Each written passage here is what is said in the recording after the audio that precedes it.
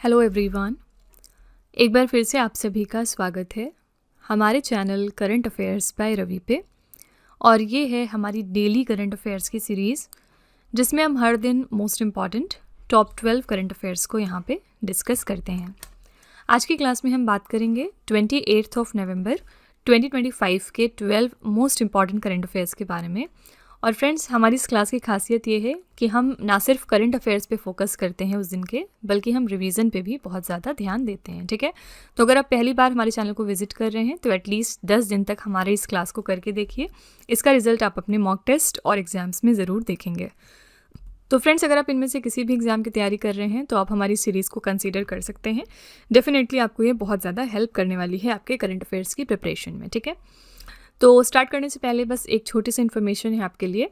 हमारी जो अक्टूबर मंथ की करंट अफेयर्स की ई बुक है वो 2025 के लिए वेबसाइट पर लॉन्च हो चुकी है। साथ ही अगर आप पिछले 8 महीने की करंट अफेयर्स का ई बुक चाहते हैं जिसमें कि जनवरी से लेकर अगस्त 2025 तक के सारे इंपॉर्टेंट करंट अफेयर्स हों, तो ये वाली ई बुक भी मिल जाएगी आपको हमारी वेबसाइट www.ravibookspdf.com पर। आप यहाँ पर जाकर इनको चेक कर सकते हैं। छोटा सा सैम्पल है ये हमारी अक्टूबर मंथ की करंट अफेयर्स की ई बुक का।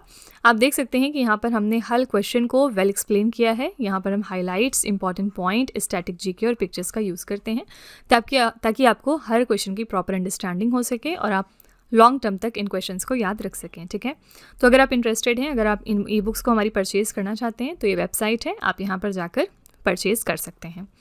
चलिए स्टार्ट कर लेते हैं आज की अपनी क्लास। और हमेशा की तरह सबसे पहले हम क्विक रिवीजन करेंगे कल का, यानी कि जो हमने एक दिन पहले टॉप 12 हमने करंट अफेयर्स किए होते हैं उसको यहाँ पर हम दोबारा से सरसरी निगाह से रिवाइज करते हैं। कल का यहाँ पर हमने पहला क्वेश्चन किया था, लगातार दूसरी बार महिला कबड्डी वर्ल्ड कप 2025 का खिताब किसने जीता है? तो भारत ने जीता है। इसमें उप विजेता टीम रही चीनी ताइपे। ठीक है, ये इवेंट कहाँ पर हुआ था? तो बांग्लादेश के ढाका में। दूसरा प्रश्न है, नवंबर 2025 में राष्ट्रीय विधिक सेवा प्राधिकरण का नया कार्यकारी अध्यक्ष किसे नियुक्त किया गया है? तो नालसा के लिए नए कार्यकारी अध्यक्ष बन गए हैं जस्टिस विक्रम नाथ। क्वेश्चन नंबर 3 है, नवंबर 2025 में भारत और किस देश के बीच 19वां सूर्य किरण सैन्य अभ्यास आयोजित हुआ है? तो सूर्य किरण भारत करता है नेपाल के साथ। ये इवेंट कहाँ पर हुआ है? उत्तराखंड के पिथौरगढ़ में। ये इसका 19वां संस्करण था। क्वेश्चन नंबर 4 था, डेविस कप 2025 का खिताब किसने जीत लिया है? तो इटली की टीम ने जीता है। किसको हरा के? स्पेन को। और ये डेविस कप का 113वां संस्करण था। नेक्स्ट है, भारत का संविधान दिवस 2025 हमने कब मनाया है? तो 26 नवंबर को। और इस साल के लिए हमने थीम रखी न्याय, स्वतंत्रता, समानता और बंधुत्व, यानी जस्टिस, लिबर्टी, इक्वालिटी, फ्रैटर्निटी। विश्व मुक्केबाजी की सर्वोच्च संस्था वर्ल्ड बॉक्सिंग का नया अध्यक्ष किसे नियुक्त किया गया है? तो गेनाडी गोलोवकिन को। नवंबर 2025 में किस देश ने ओमान सैट-1 नामक अपना पहला सैटेलाइट लॉन्च कर दिया है? तो ओमान देश ने। और किसके सहयोग से किया है? तो एयरबस डिफेंस एंड स्पेस के सहयोग से। किस देश ने वर्ष 2026 से 16 साल से कम उम्र के यूजर्स के लिए सोशल मीडिया पर बैन लगाने की घोषणा करी है? ये अनाउंसमेंट करी है मलेशिया देश ने।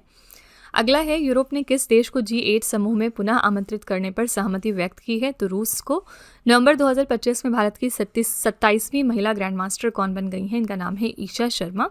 Formula 1 motor race Las Vegas grand prix 2025 का खिताब किसने जीत लिया है? तो मैक्स वर्स्टैपेन ने। ये रेडबुल के लिए खेलते हैं।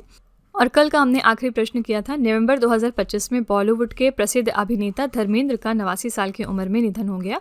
उन्हें किस वर्ष पद्म भूषण से सम्मानित किया गया था? तो 2012 में। ठीक है, ये हमारे most important top 12 current affairs थे कल के। हमने कल बहुत ही डिटेल में हर क्वेश्चन को डिस्कस किया था। अगर आप इनको अच्छे तरीके से समझना चाहते हैं और ज़्यादा डेप्थ में इसके जाना चाहते हैं तो आप हमारा कल का लेक्चर रेफर करिएगा। ठीक है, चलिए आज की अपनी क्लास हम शुरू कर लेते हैं और देखते हैं कि आज का पहला प्रश्न क्या है। 53वें अंतर्राष्ट्रीय एमी पुरस्कार 2025 में सर्वश्रेष्ठ अभिनेता का पुरस्कार किसने जीता है? बेस्ट एक्टर का अवार्ड किसको मिला है 53rd इंटरनेशनल एमी अवार्ड्स के दौरान?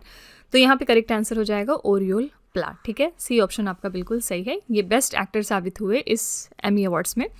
53वें अंतर्राष्ट्रीय एमी पुरस्कार 2025 के लिए विजेताओं को सम्मानित करने का आयोजन न्यूयॉर्क शहर में हुआ था। और यहाँ पर ये पूरी विजेताओं की सूची है आपकी। सर्वश्रेष्ठ अभिनेता थे ओरियोल प्ला यो एडिक्टो के लिए। सर्वश्रेष्ठ अभिनेत्री का अवार्ड मिला अन्ना मैक्सवेल मार्टिन को अंटिल आई किल यू के लिए। सर्वश्रेष्ठ टीवी मूवी और मिनी सीरीज थी लास्ट बॉयज एंड फेरीज। और सर्वश्रेष्ठ ड्रामा सीरीज थी यहाँ पर राइवल्स। सर्वश्रेष्ठ हास्य का अवार्ड मिला है लुडविग को।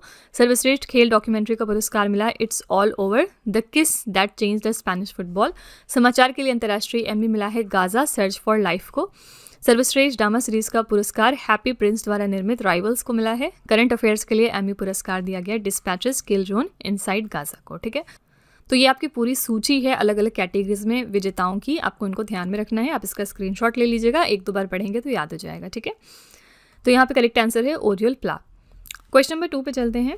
आंध्र प्रदेश सरकार ने 3 नए जिलों पोलावरम, मरकापुरम और मदनपल्ले को मंजूरी दे दी है। इस नए गठन के बाद आंध्र प्रदेश में अब जिलों की कुल संख्या कितनी हो गई है? आंध्र प्रदेश गवर्नमेंट ने हाल ही में अप्रूव किया है कि इनके यहाँ पर 3 नए डिस्ट्रिक्ट्स बनाए जाएंगे, पोलावरम, मरकापुरम और मदनपल्ले। इस फॉर्मेशन के बाद आपको बताना है कि आंध्र प्रदेश में अब कुल कितने डिस्ट्रिक्ट्स हो रहे हैं।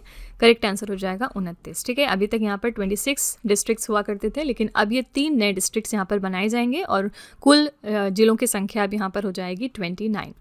आंध्र प्रदेश के मुख्यमंत्री हैं एन चंद्रबाबू नायडू। इन्होंने राज्य में 3 नए जिलों मार्कापुरम, मदनापल्ले और पोलवरम के गठन को मंजूरी दे दी है।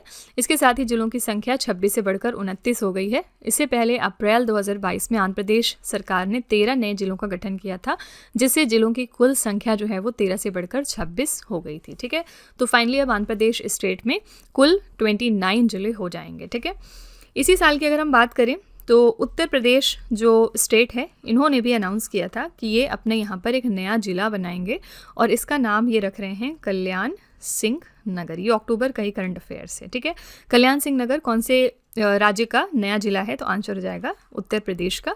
इसी के साथ यहाँ पर ये 76 नंबर का जिला हुआ, यानी कि ये उत्तर प्रदेश में अब 76 जिले हो गए हैं। ठीक है, अगले प्रश्न पे चलेंगे। क्वेश्चन नंबर 3 है, वैश्विक विकास प्रतिबद्धता सूचकांक 2025 में भारत को कौन सा स्थान मिला है? Global commitment to development index 2025 में इंडिया की रैंक क्या है?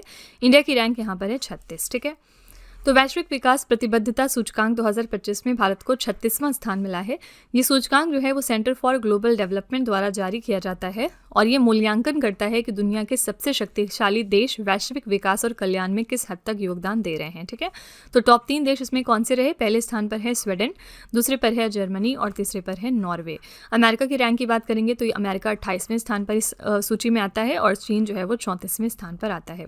भारत के विभिन्न क्षेत्रों में रैंकिंग देखते हैं तो समग्र रैंक हमारी 36 है, यानी कुल रैंक ओवरऑल हमारी 36 रैंक है। पर्यावरण इन्वायरमेंट के मामले में हम 8वें स्थान पर हैं, व्यापार के मामले में 30वें स्थान पर, वित्त के मामले में 38वें, निवेश के मामले में 31 रैंक है हमारी, सुरक्षा के रैंक में भी 31 है और स्वास्थ्य के मामले में 26वें स्थान पर हम आते हैं। ठीक है, तो अलग अलग ये कैटेगरीज में हमारी रैंक है, लेकिन ओवरऑल रैंक बस आपको ध्यान रखनी है कि ओवरऑल हमारी रैंक है इसमें 36। मतलब ये कि हम वर्ल्ड लेवल पे डेवलपमेंट में 36 नंबर पे आते हैं। ठीक है, क्वेश्चन नंबर 4 पे चलेंगे। आईसीसी पुरुष टी20 विश्व कप 2026 के लिए टूर्नामेंट एम्बेसडर किसे नियुक्त किया गया है? आईसीसी मेंस टी20 वर्ल्ड कप 2026 के लिए टूर्नामेंट एम्बेसडर कौन बने हैं? करेक्ट आंसर हो जाएगा यहाँ पर बी ऑप्शन, रोहित शर्मा। ठीक है, तो भारतीय क्रिकेट के दिग्गज और पूर्व कप्तान रोहित शर्मा को 2026 के पुरुष टी20 वर्ल्ड कप का ब्रांड एम्बेसडर बना दिया गया है। आईसीसी ने पहली बार किसी सक्रिय हाल ही में संन्यास लिए हुए खिलाड़ी को इस पद पर नियुक्त किया गया है। तो आईसीसी टी20 विश्व कप 2026 की मेजबानी 2 देश मिलकर करेंगे, भारत और श्रीलंका। ये टूर्नामेंट फरवरी में 6 फरवरी से 8 मार्च के बीच आयोजित किया जाएगा। ठीक है, तो आपको होस्ट याद रखना है कि आईसीसी टी20 विश्व कप 2026 के लिए कौन से 2 देश हैं जो होस्ट करेंगे? आंसर है भारत और श्रीलंका। टूर्नामेंट एम्बेसडर किसको बनाया गया है? रोहित शर्मा को। ठीक है, तो टाइम टू टाइम अलग अलग जो कंपनीज या ऑर्गेनाइजेशंस हैं वो अपने ब्रांड एम्बेसडर चुनती रहती हैं। आइए एक बार हम 2025 की जो ब्रांड एम्बेसडर नए नए नियुक्त हुए हैं उनको रिवाइज कर लेते हैं। पहला है आईवियर ब्रांड ओकले का नया ब्रांड एम्बेसडर कौन बनाए गए हैं? आंसर है शुभमन गिल। मालदीव ने अपना ग्लोबल टूरिज्म एम्बेसडर बनाया है कैटरीना कैफ को। डेटॉल की नई IC cool personal care range के ब्रांड एम्बेसडर बने हैं एमएस धोनी। ऑडी इंडिया के लिए ब्रांड एम्बेसडर बन गए हैं हमारे javelin thrower Neeraj Chopra. Eureka Forbes ने अपना ब्रांड एम्बेसडर बनाया है श्रद्धा कपूर को। टेलीफोन कम्युनिकेशन लिमिटेड इंडिया के ब्रांड एम्बेसडर बन गए हैं रोहित शर्मा। 20वें मुंबई मैराथन के लिए ब्रांड एम्बेसडर बने हैं मोहम्मद फरा। प्यूमा इंडिया की ब्रांड एम्बेसडर बनी है नई पीवी सिंधु। फिक्की फ्रेम्स के लिए ब्रांड एम्बेसडर हैं आयुष्मान खुराना। लेवीज वैश्विक ब्रांड एम्बेसडर नियुक्त हुई हैं दिलजीत दोसांझ। फेडरल बैंक ने अपना ब्रांड एम्बेसडर बनाया है विद्या बालन को। फिट इंडिया आइकन बने हैं आयुष्मान खुराना। विजन 2020 इंडिया का सद्भावना राजदूत बनाया गया है कृष्णमचारी श्रीकांत को। गोई बीबो के लिए ब्रांड एम्बेसडर बने हैं ऋषभ पंत। ठीक है, ये आपकी 2025 की ब्रांड एम्बेसडर्स की लिस्ट है, इनको आपको ध्यान में रखना है। यहाँ से 1 नंबर का सवाल जो है वो अक्सर एग्जाम में पूछ लिया जाता है। क्वेश्चन नंबर 5 पे चलते हैं।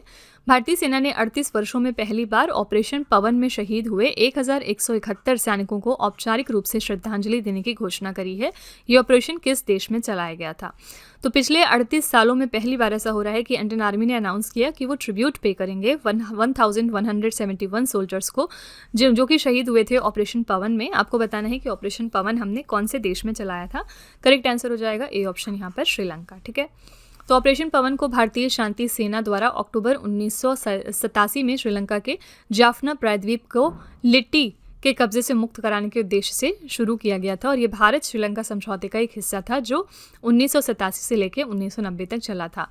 इस ऑपरेशन में शहीद हुए सैनिकों को पहली बार राष्ट्रीय युद्ध स्मारक नई दिल्ली में औपचारिक रूप से श्रद्धांजलि दी गई है। ठीक है, करेक्ट आंसर हो जाएगा श्रीलंका। ऑपरेशन पवन हमने चलाया था श्रीलंका देश में।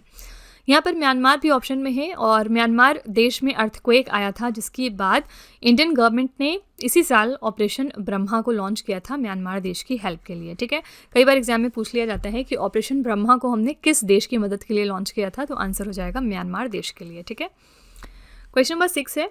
यूनाइटेड नेशंस एनवायरनमेंट प्रोग्राम की ग्लोबल मीथेन स्टेटस रिपोर्ट 2025 के अनुसार विश्व का तीसरा सबसे बड़ा मीथेन उत्सर्जक देश कौन सा बन गया है?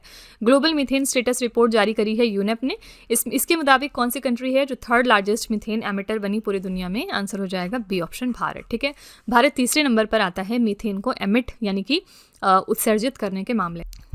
तो संयुक्त राष्ट्र पर्यावरण कार्यक्रम यानी यूनाइटेड नेशंस एनवायरनमेंट प्रोग्राम की global methane status report release हो गई है COP30 शिखर सम्मेलन के दौरान और इस रिपोर्ट के अनुसार भारत, चीन और संयुक्त राज्य अमेरिका के बाद दुनिया का तीसरा सबसे बड़ा मीथेन उत्सर्जक देश बना है।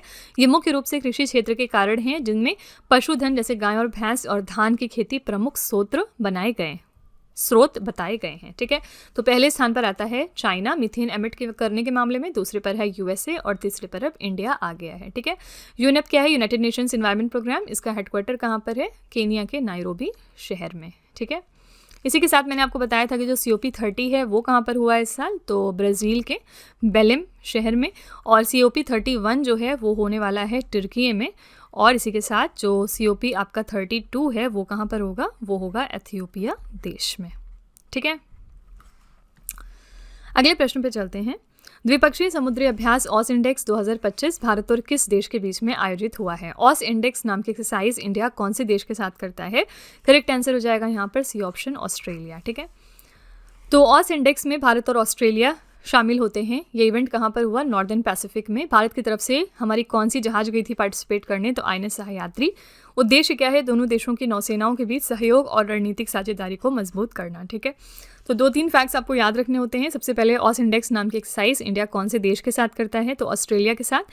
इसके अलावा ये इवेंट कहाँ पर हुआ? तो नॉर्दर्न पैसिफिक में। इंडिया की तरफ से कौन सी जहाज गई थी पार्टिसिपेट करने? तो INS सह्याद्री। ठीक है, यहाँ पे करेक्ट आंसर हो जाएगा सी ऑप्शन, ऑस्ट्रेलिया। इंडोनेशिया के साथ भी हमने अभी कुछ दिनों पहले लास्ट मंथ में एक एक्सरसाइज करी थी और इसका नाम है समुद्र शक्ति।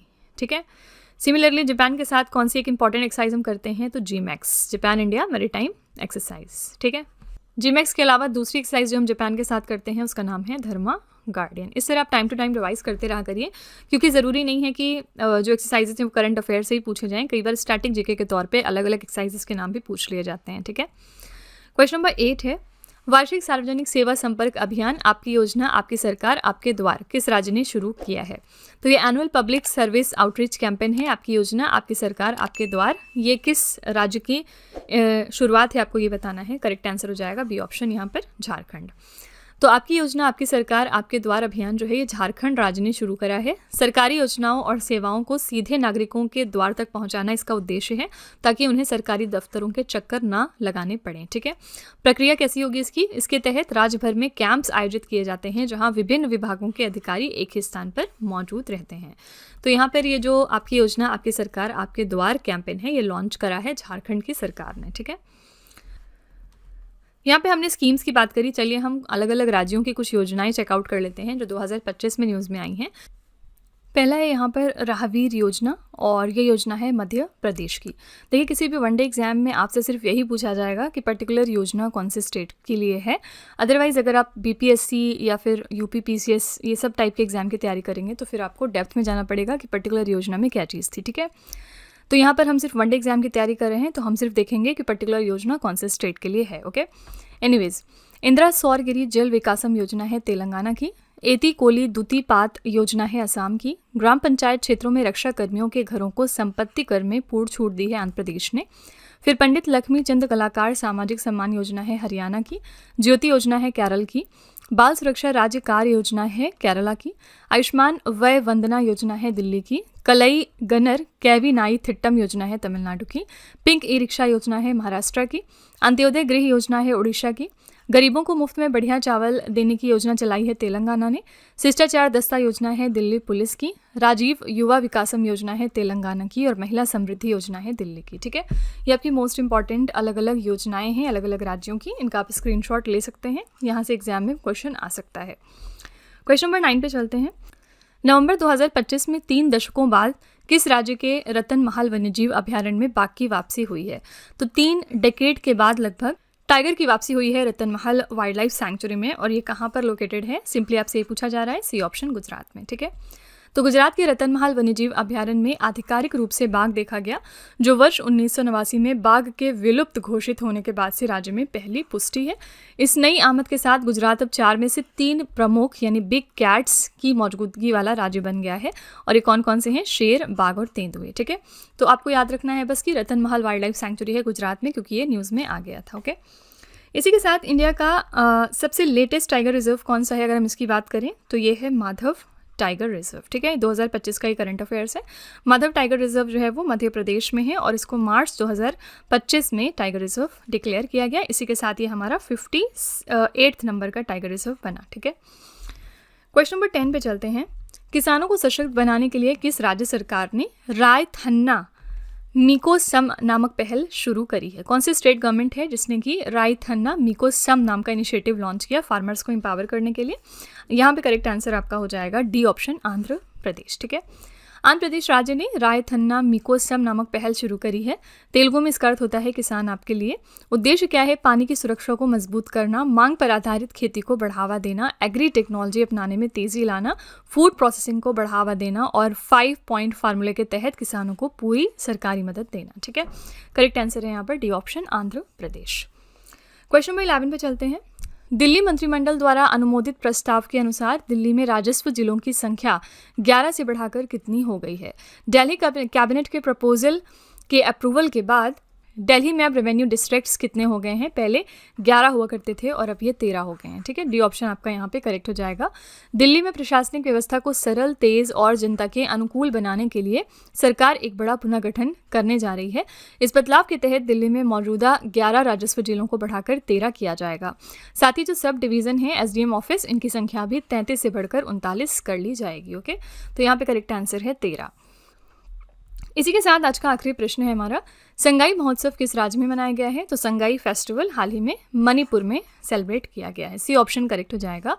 ये महोत्सव हर साल मणिपुर में मनाया जाता है और इसका नाम राज्य पशु संगाई पर रखा गया है।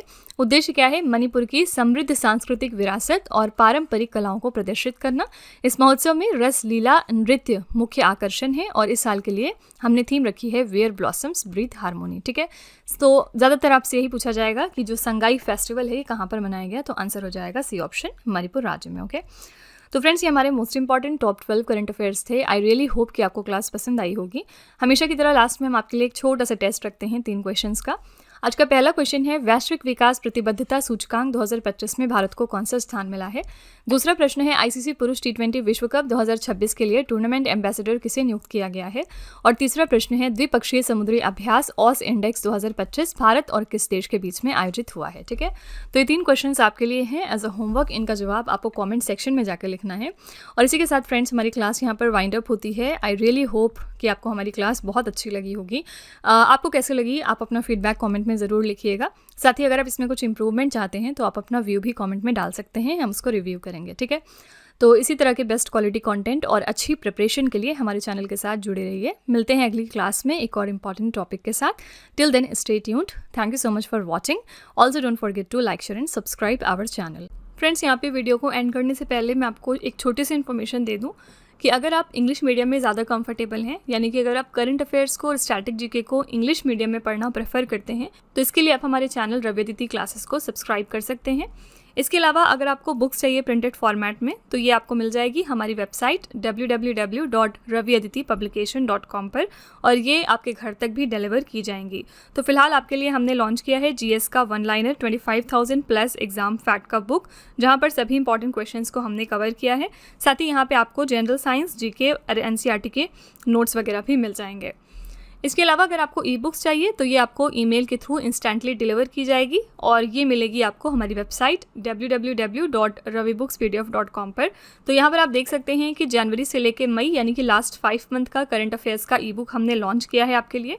इसके अलावा मंथली और ईयरली ई बुक्स भी मिल जाएंगी। साथ ही 11,000 प्लस जीके जीएस का बुक भी आपके लिए अवेलेबल किया गया है, ठीक है। तो अगर आपको इनमें से कोई भी ई बुक चाहिए तो इस वेबसाइट पर जाके आप इनको परचेज कर सकते हैं। साथ ही ये हमारा मोबाइल एप्लीकेशन है जिसका नाम है रवि स्टडी ऐप। अगर आपको इस वीडियो का फ्री पीडीएफ चाहिए तो आप यहाँ पर जाके इसको डाउनलोड कर सकते हैं। इस एप्लीकेशन में और भी चीज़ें हैं आपके लिए, जैसे कि जीएस की टेस्ट सीरीज, करंट अफेयर्स के नोट्स, यूट्यूब के वीडियो नोट्स, करंट अफेयर्स की ई बुक्स, जीके जीएस की ई बुक्स एटसेट्रा, ठीक है। तो आप इस एप्लीकेशन को डाउनलोड करके फर्दर एक्सप्लोर कर सकते हैं। और सभी वीडियोस और ई बुक से रिलेटेड जो अपडेट्स हैं वो आपको मिलेगी हमारे Telegram channel current affairs by Ravi पर। तो इसको भी आप ज़रूर ज्वाइन कर लीजिएगा, जिससे कि आप हमारे सारे न्यू लॉन्चेस से अपडेटेड रहें, ठीक है।